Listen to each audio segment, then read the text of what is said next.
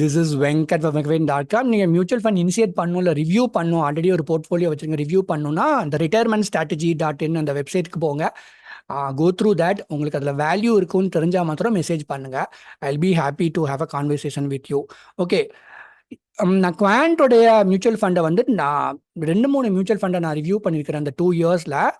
ஆனால் கன்சல்டிங் பண்ணுவாங்க, அதை பார்த்துட்டு அப்போ நான் சொல்லுவேன் அந்த நான் ரெக்கமெண்டே பண்ண மாட்டேங்கன்னு சொல்லுவேன். they will be surprised. But ஏன்னு கேட்பாங்க. அப்போ நான் சொல்லுவேன், ஏன்னா அதோட எக்ஸ்பென்ஸ் ரேஷியோ ஜாஸ்தியாக இருக்கும். ஆல்ரெடி என்னை நம்பி ஒரு 4 பேர் they are trusting me to choose to take care of their retirement planning. அதில் நான் என்ன பண்ணுவேன்னா, it to be very ethical.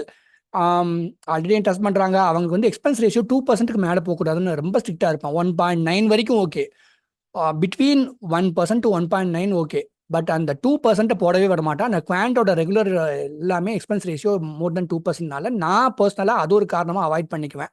அது நல்லதாக போச்சுன்னு நினச்சிக்கிட்டேன். இன்னொன்று எனக்கு வந்து I will be honest with you, குவாண்டோடைய ஸ்ட்ராட்டஜி பார்த்தீங்கன்னா தே வில் பி லைக் நிறைய டேட்டா சயின்டிஸ்ட் ஒர்க் பண்ணுறாங்க, data scientist in the securities market. So அதுக்குன்னு they are data scientist specialised in that. நிறையா என்ஐஎஸ் சம்மந்தத்துக்கு கோர்சஸ்லாம் கூட ரன் பண்ணுறாங்க. ஹேவிங் செட் தட், எனக்கு அவங்களோட அப்ரோச் பிடிக்கும். அதே மாதிரி ஒரு ஸ்பெசிஃபிக் ஃபண்ட் மேனேஜர் கிடையாது, 4 பேர் மாதிரி ஒர்க் பண்ணுவாங்க ஒவ்வொரு ஃபண்டுக்கும். ஸோ இதெல்லாம் நல்ல அப்ரோச் தான். பட் இன்னைக்கு என்ன இஷ்யூங்கிறத பற்றி இந்த வீடியோவில் பார்த்துருவோம்.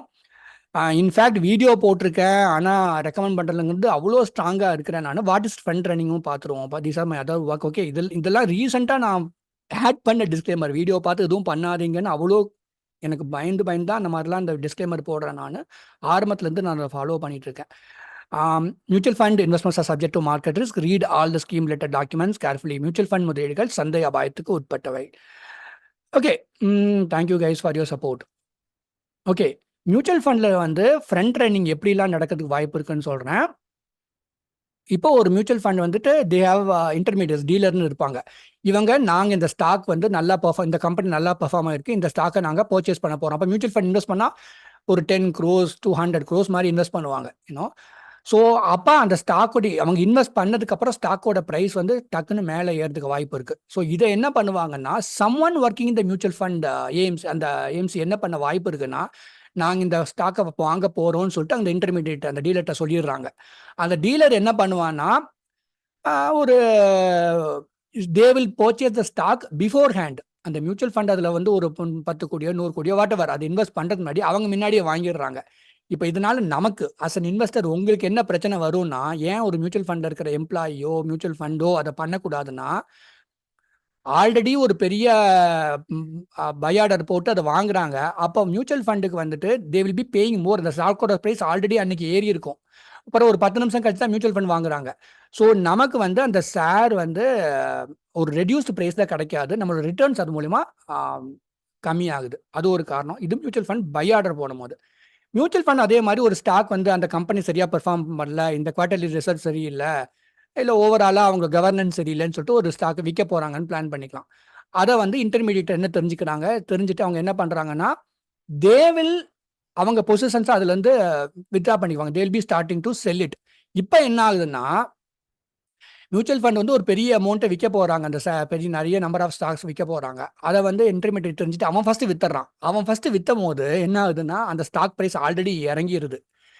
அப்போ நமக்கு வர பொட்டன்ஷியல் ரிட்டர்ன்ஸ் நமக்கும் கம்மியாகுது, நம்மள மாதிரி ரீட்டைல் இன்வெஸ்டர்ஸ்க்கு. ஸோ இதுதான், ஒரு ஃபண்டை வாங்கும் போது முன்னாடியே இன்டர்மீடியேட் டேட்டா தெரிஞ்சதுன்னா நம்ம ஜாஸ்தி காசை கொடுத்து அந்த மியூச்சுவல் ஃபண்ட் வாங்குறாங்க. ஃபண்டை விற்கும் போது அந்த இன்டர்மீடியேட் டேட்டா கிடச்சுன்னா நம்ம கம்மி பேஸில் தான் இந்த மியூச்சுவல் ஃபண்ட் விற்கிறோம். அது மூலமா நம்ம ரிட்டர்ன்ஸ் கம்மியாகுது. ஸோ இதுதான் நடக்குது. Anyway, this is what is happening. இதனால நீங்கள் வந்து மியூச்சுவல் குவாண்ட்டில் நீங்கள் இன்வெஸ்ட் பண்ணியிருந்தீங்கன்னா, அதுதான் நான் எப்போவுமே குவாண்ட்டில் நான் வந்து வீடியோ பண்ணாலும் என்னுடைய கிளைண்ட்ஸுக்கு சஜஸ்ட் பண்ணாது, கன்சல்டிங் பண்ணுறவங்களுக்கே சஜஸ்ட் பண்ணாதுக்கு ஒரு காரணம் என்னென்னா, வச்சுக்கோ ரிவ்யூ மாத்திரம் பண்ணுவேன். அவ்வளோ அக்ரெசிவ் ரிட்டர்ன் நான் நிறைய பேருக்கு இதை எஜுகேட் பண்ணியிருக்கிறேன்.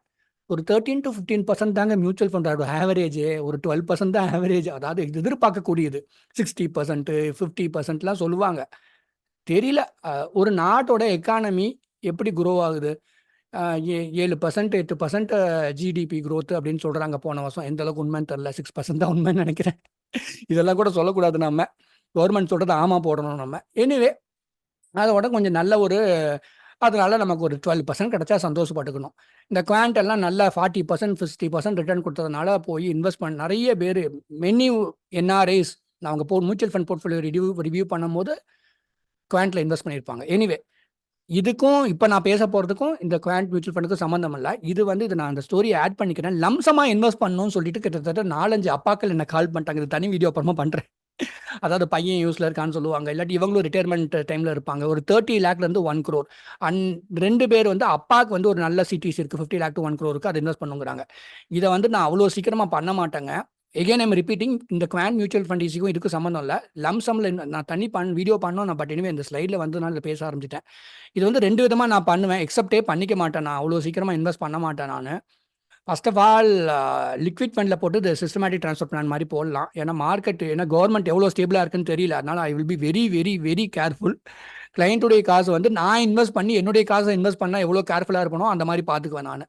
இன்னொரு விஷயம் என்ன பண்ணால், இன்வெஸ்ட் வித் பேஷன்ஸ்னு சொல்லுவேன். இந்த ஸ்ட்ராட்டஜி, நீங்கள் 30 lakh வச்சிருக்கீங்களா, 1 crore வச்சிருக்கீங்களா, இல்லை 10 lakh 5 lakh தான் வச்சிருக்கீங்களா, 25% மிச்சம் 75% நீங்கள் எஃப்டியில் வைங்க, இல்லை வேறு ஏதாவது ஸ்டேஃபான இன்ஸ்ட்ருமெண்ட்டில் வச்சுக்கோங்க. லிக்விட் ஃபண்டில் கூட வைக்க வேண்டாம். 25%, ஃபார் எக்ஸாம்பிள் 30 lakh சொன்னாலும் அதில் 25 lakh மட்டும் தான் இன்வெஸ்ட் பண்ணுவோம் ஃபர்ஸ்ட். அதுக்கப்புறம் என்ன பண்ணுறதுன்னா, அதுலேயுமே ஒரு சேஃப் அசெட் அலோகேஷன் பண்ணிடுவோம் மியூச்சுவல் ஃபண்ட்குள்ளேயே. இப்போ 25%, அதுக்கப்புறம் 2 மாதத்துக்குள்ளே அடுத்த 25%, அப்புறம் 3 மாதத்துக்குள்ளே அடுத்த 25%, 4 மாதத்துக்குள்ளே அடுத்த 24%, அடுத்த 25%. எதுக்குன்னா 30 லட்சம் 1 கோடியை ஒரேடியாக நம்ம இன்வெஸ்ட் பண்ணோம்னா மார்க்கெட் திடீர்னு ஃபாலோ ஆகும்போது உங்களுக்கு ரொம்ப யுல் பி ஒரீடு. இது கூட சரி, நீங்கள் கேட்கலாம் 6 மாதம் கழிச்சு மார்க்கெட் ஃபாலோ ஆனா அப்படின்ட்டு. அதுக்கு நம்ம ஆன்சர் பண்ண முடியாது. பொறுமையாக பண்ணும் போது நம்மளும் அனலைஸ் பண்ணுவோம், மார்க்கெட் எப்படி இருக்குன்னு பார்ப்போம், ஃபண்டும் எப்படி அசெட் அலோகேஷன் பண்ணலான்னு பார்ப்போம். பொறுமையாக பண்ணுறது தான் என்னுடைய ஸ்ட்ராட்டஜின்னு 4-5 அப்பாக்கள்கிட்ட சொல்லி அனுப்பிட்டேன் நான். அப்புறம் இவங்கெல்லாம் யங்ஸ்டர்ஸும் ஒரு சில பேர் கால் பண்ணாங்க, அவங்களுக்கு அதை சொன்னேன். Anyway I just want to add this along with this video. அதுக்காக தான் நான் ஷேர் பண்ணிக்கிறேன். மெசேஜ் பண்ணுங்கள். ஒரு ஜென்யூனான கன்சல்டிங் பண்ணும், ரிட்டையர்மெண்ட் பிளானிங் பண்ணும், டேர்ம் இன்சூரன்ஸ் கன்சல்டிங் பண்ணுவோன்னா ஒரு லைக் பண்ணிங்கன்னா ரொம்ப ஹெல்ப்ஃபுல்லாக இருக்கும். லைக்கை கேட்டு கெஞ்சி கிரேஸ் லைக் தான் எனக்கு வர லைக் எல்லாம். Thank you so much. இந்த அந்த காலத்தில் ஸ்கூல்லலாம் மிஸ்ஸு 35 மார்க்ஸ் தான் பாஸ் மார்க்குன்னு நினைக்கிறேன். அண்ட் நம்ம 32 வாங்கியிருப்போம். நம்ம போய் நின்னோம்னா ஒரு எக்ஸ்ட்ரா 3 மார்க் போட்டு போய் தொலைன்னு சொல்லி அனுப்புவாங்களா, அந்த மாதிரி தான் எனக்கு வர லைக்லாம். So thank you guys for those who are liking my video. நல்லா இருங்க. Good luck to you.